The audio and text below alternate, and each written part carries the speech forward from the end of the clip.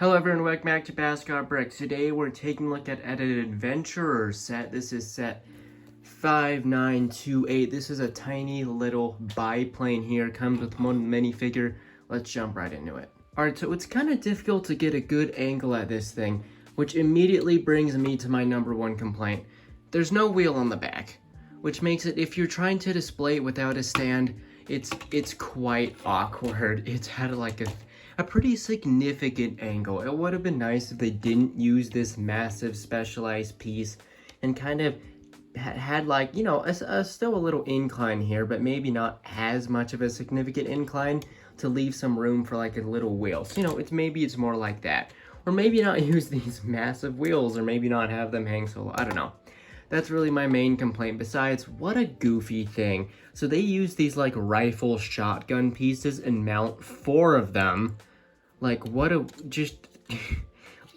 odd thing. I mean, it looks cool, but it's weird just seeing 4 rifles just mounted on a biplane with fire. I mean, we get this cool engine here. Admittedly, this does come off a little easily. That's all held just by one stud back there, but besides that, the durability on this thing's pretty decent. We do get this tiny little map here, which is cool. I don't really know what much of that means. I think these represent a couple of specific sets. And as far as the interior goes, I believe that there are no controls, which is a little bit of a shame. That's like one of my main LEGO pet peeves, when the vehicle doesn't really have any real control console. But besides that, this thing looks pretty cool on display, especially from like a head-on view like this. So let's take a brief look at the minifigure. Alright, it's Baron Von Baron in his pilot's uniform. He has this pilot helmet here. I don't know, whatever you want to call that neck piece there. You know, he has his classic hook hand, some binoculars. Pretty good printing for the 90s, honestly, especially on that face. That's a pretty good head. I like that a lot. Yep, great little figure.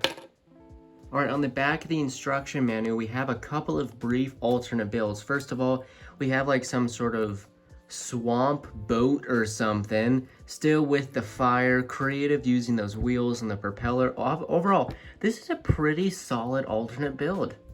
This, I'm a little bit more skeptical. That's a little goofy. I don't know if there's trying to replicate anything in particular, but that looks a little odd to me, especially with like the rifles just peeping out and him sitting out in the front with no controls of any sort.